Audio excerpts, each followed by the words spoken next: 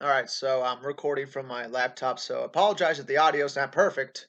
It's rare that it's perfect anyway, but uh anyway, I just want to talk about Robert Pattinson being Batman. Now, if you haven't seen the Comic Movie Marks podcast, I'll put a link in the description. Go listen to that. It's the first thing we talk about. But I'm not going to put a clip here like I did the last video because I have a few more things to add that I didn't get a chance to talk about on the podcast that I'm just remembering now to talk about, and it probably would have been a good idea to bring it up during the podcast, but missed my opportunity. But anyway, yeah, if you want to hear what the movie marks have to say, what I have to say, go click the link in the description and watch that video. But I would also like to add, on top of that video, some extra thoughts on what I think about Robert Pattinson as Batman. Now, most of you probably already know because I made a video talking about how he was the front runner to be Batman.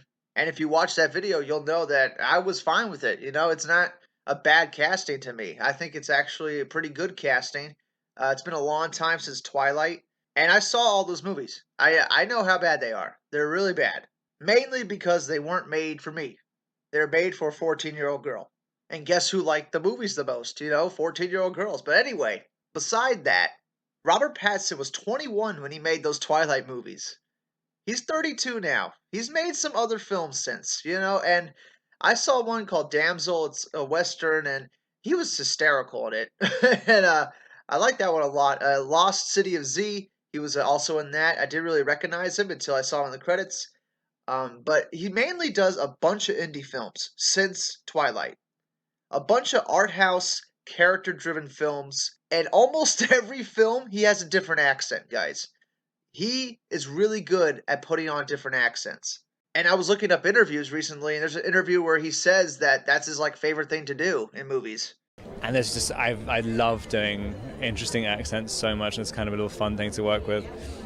But yeah, there's something about this character. But he's a bit of an enigma. It has a lot of energy contained in the lines, and I always kind of like doing things where you don't fully know who the character is after you finish the movie. And I think it's a lot like the Heath Ledger situation. I mean, I know it's a really easy comparison to make. And you know me, I don't like to go the easy route with my opinions. I like to always go the hard way. Jesus Christ. But 100%, honestly, Robert Pattinson's a good actor. In some ways, he's one of the best actors we've ever gotten to play Batman. I mean, Ben Affleck was great. Christian Bale was great. Even though he had that horrible voice, he's still like a high caliber actor that got to be Batman. I would consider Christian Bale and Ben Affleck two of the best Batmans ever over Michael Keaton or Val Kilmer or George Clooney. And I know a lot of people like Michael Keaton, but I always felt he was too short to be Batman. It just didn't look right when he was holding that dude up at the beginning of the movie, on the rooftop. It just looked, it looked a little corny, but those movies are a little corny. It's the '90s. They're still fun to watch, even the bad ones. Which we will do a watch party one day with those. But since George Clooney, we've had nothing but great actors be Batman. I mean, even George Clooney's a great actor.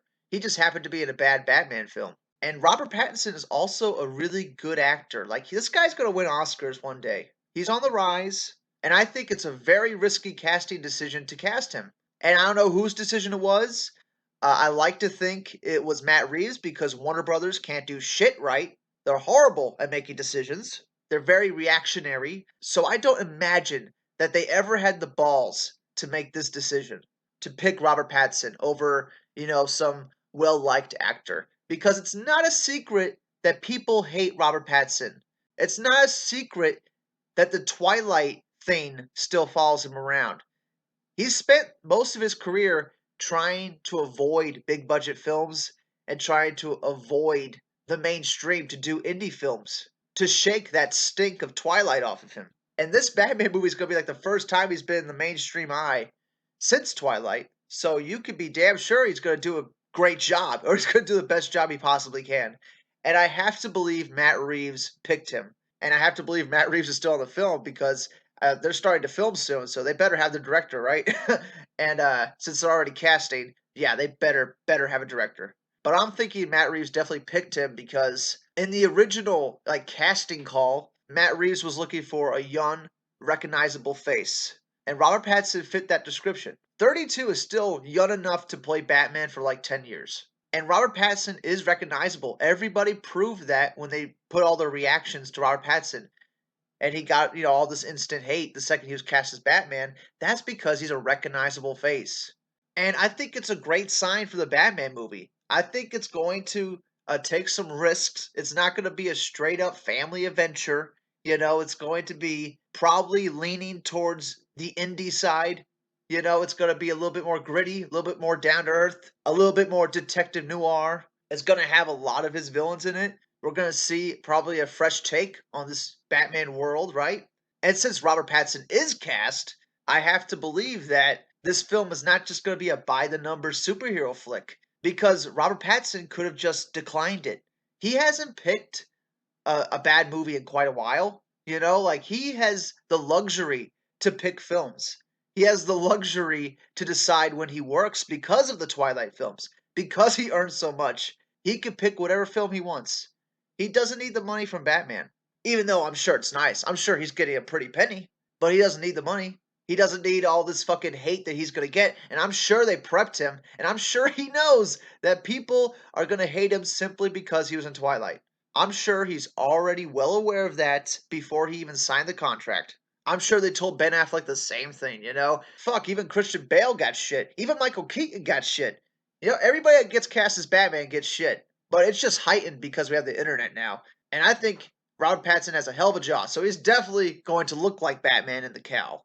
And what's interesting is that he kind of falls in line with the more up to date version of Batman in the comics. Most people don't realize this, but in the comics, Batman went from like 6'4", 230 pounds, and they slimmed him down to about 6'1", 210, to make him more realistic. Or at least I think that he went down to 6'1". Either way, his height changed and they made him a little shorter. And Robert Pattinson's 6'1". So, I mean, like, they kind of picked a guy the right way when you want to go about picking Batman. The height has to be similar. The jawline has to be similar. All he's missing is the muscle mass.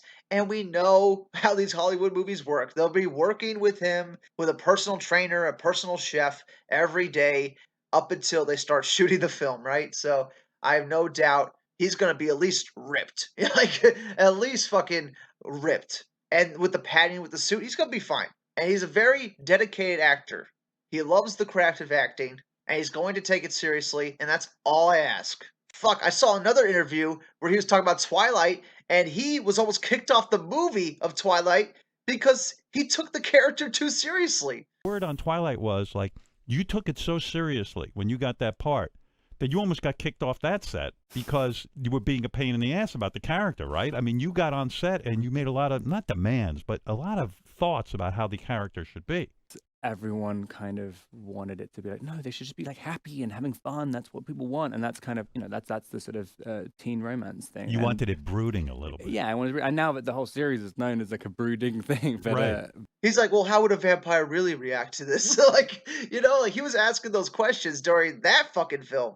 He seems like a pretty mature dude that knows what he wants, that has the experience, and has the potential to do a great job.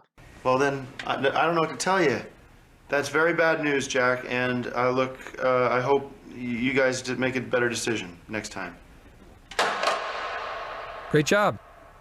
But that's it for now. Comment below, let me know what you think, and I'll see you all in the next one. If you want to hear more about me talking about Robert Pattinson, click the link in the description to the Comic Movie Marks podcast. We talk about this Batman news in the very first segment, so go ahead, click on that, enjoy that.